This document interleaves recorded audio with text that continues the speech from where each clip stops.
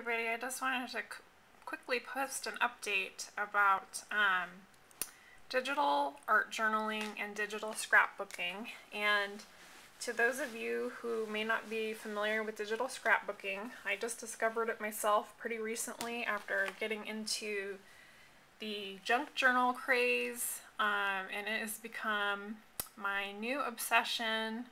Last year it was polymer clay, and all along it has been art journaling. What's really grabbing my interest right now, and so I just wanted to show you some really cool sites that you can go and check out. And one of them is called Picmonkey. This one was a good one for me because I do not have Photoshop, and I actually I started a trial of Photoshop, and I'm not ruling it out for the future, but it does have what the designers, and even on the tutorials that I went and looked up about Photoshop, it has a really steep learning curve. So it takes quite a bit of learning and time just to learn how to start designing on Photoshop if you want to do this type of work where you are, for instance, taking images and editing them, cutting them out, and basically photoshopping them in all the different ways that you can do that. There are so many different ways to edit and make something new out of a file, and I thought that and I've been doing this since the very beginning when I first started digital scrapbooking. I had also just discovered Shannon Green's method of journaling by fives, which I think is absolutely brilliant, and I know lots of you on here have tried it, and I just thought it was a fantastic way of putting together pages quickly and working through free association. So you're working at a fast pace, it's timed, you don't have a lot of thought put into it in terms of what will best construct my page and get a really nice looking layout. And I have applied her same journaling by fives method to a lot of the digital scrapbooking pages that I have done, and I thought this one was probably the best recent example of doing this. So if you have tried her JB5 method, basically you start out with essentially a blank canvas. So if you had the 20 sheets of paper that she uses in the journal, so let's say you have these 20 blank pages. Well, in this case, I started one page at a time. So each sheet is a blank canvas, and then you're going to begin to layer specific things on top of that. And the first thing that you do, if you remember, is you paint and splotch. So what I used a lot, and it really was up to the creator, whoever was doing JB5s, it depended on what tools they had, which ones they wanted to work with. So when I first did it, I would use a lot of spray inks. I would just have, pick out a whole bunch of acrylic paints, having them all situated on, the craft area, open top, ready to go, so that, you can just let your mind go and start it and start to create. And so as you can see here, it's a little bit of a different process when you're doing it digitally, but it's still the same type of effect. So I started with the blank canvas, then some of my first layers you will see.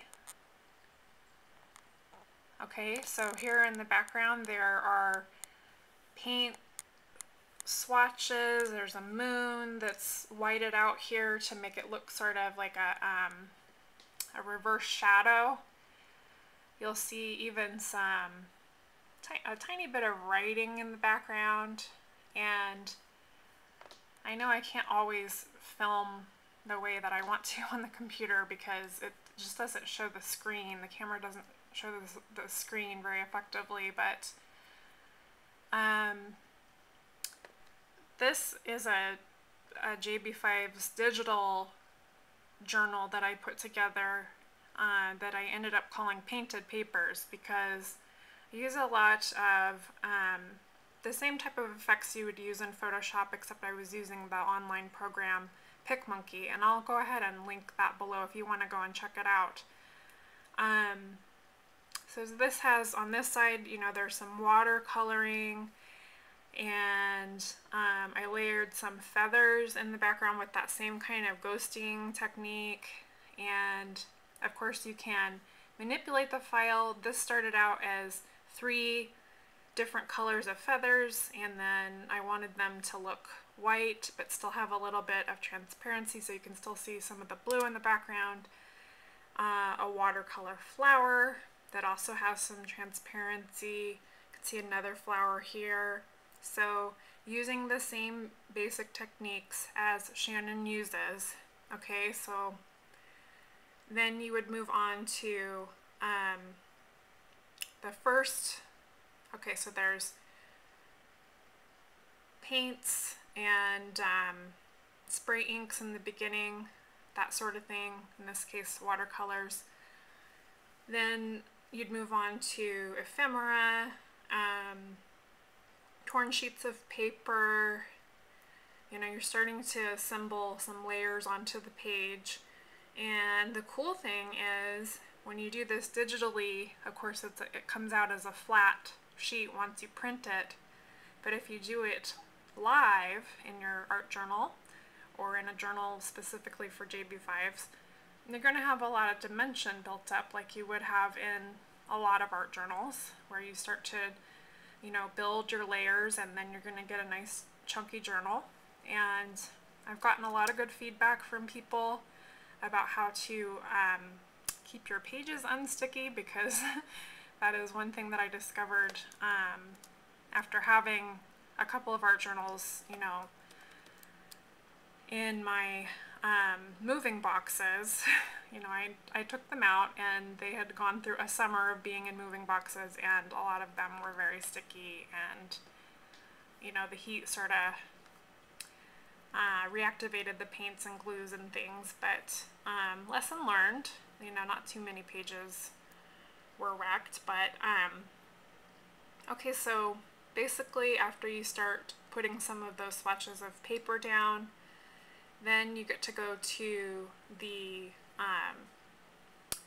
you know, you can stencil, you can begin to I remember that mostly being like I would use stencils in the 3rd phase, and in this case you can see teeny tiny little dots in the background. You also use stamps, and so this would be a digital form of a stamp, and I believe I added these splotches of color. That could be a stamp.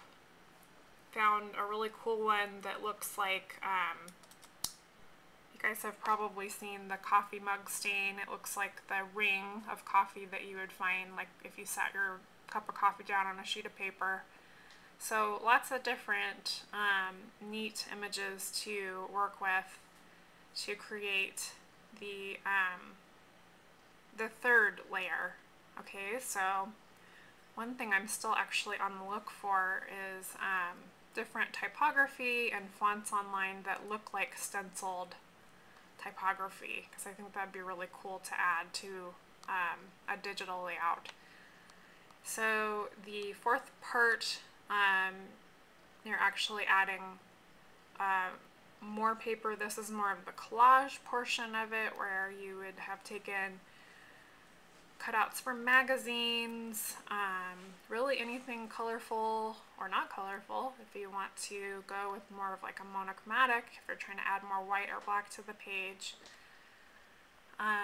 So basically some more scraps during that period, but you are you already have 3 layers down. So at that point, you use what you already have on the page, and then you're adding to that with layers and scraps of all sorts of things. You can use a magazine photograph of a bicycle, and on top of, over the bicycle, you could have a phrase that you cut out of the newspaper and you really liked the font or what it said. So basically just adding some more visual interest to the page. And then you'll see up in the upper left corner there was an effect that you could do around the page to frame it, and I used some of that technique. Okay, so it's pretty subtle, but you can still see some of those little edgy ghosty marks. They're pretty transparent too. And I wanted to add that to give it, sort of that mixed media, sort of an antique-y look too. It sort of aged the paper in the background. And then at the end you can use pen and ink, and I basically, in this particular one, I liked the amount, of just small writing that you could see here and there, but I've definitely added word art and things like that from some digital files on other pages. So I'll just quickly show you a couple of the other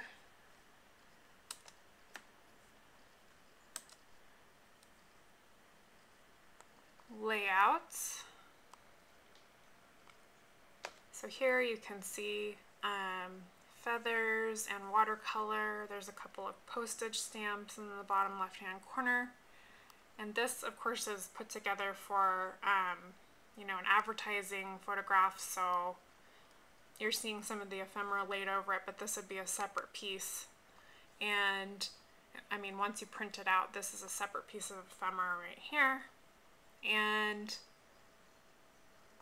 there's a really, I can see it better just looking at it, not necessarily through the camera, but you might be able to see that silhouette of a gold peacock feather that I thought was really cool. Some of the stamping that you use in phase 4. And I'll just quickly show you. So you can definitely see more of the effects of a stenciled look here. This looks to me like brayering and using possibly a jelly plate. This over here definitely has a stenciled look. You could have created that with a stamp too.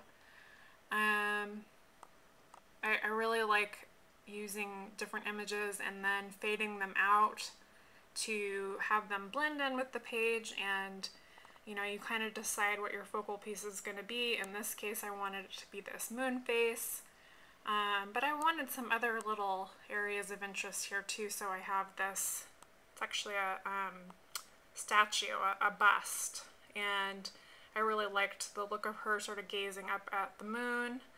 And when I first put this in the layout, she was pretty bold, and so I wanted her to sort of fade a little bit into the background and have this moon piece pop out, and then have this cool color and dimension in the background with all the texture. And the great thing about some of these digital images is that they truly have a 3D effect. So created a couple of tags here on the left. It's going to take a second for this to pop up in Zoom.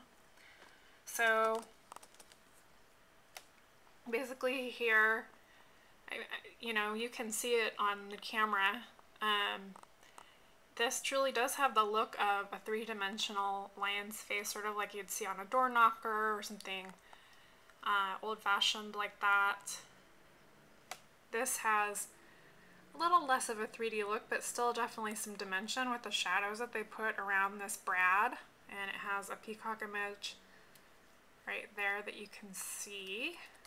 So I just wanted to post this to once again thank Shannon for creating this technique, putting it out there, it has just, I feel like it's one of the most innovative things that I have done, and I'm really glad that she put it out there for us to enjoy and explore. And so wanted to share it with you on in a digital format to maybe get you thinking about different ways that we can use journaling by fives and create junk journals, create writing journals, and things like that. And so I hope you enjoyed this little look into journaling by fives digital, the digital version, and I will speak with you soon. Okay, thanks so much for watching. Bye-bye.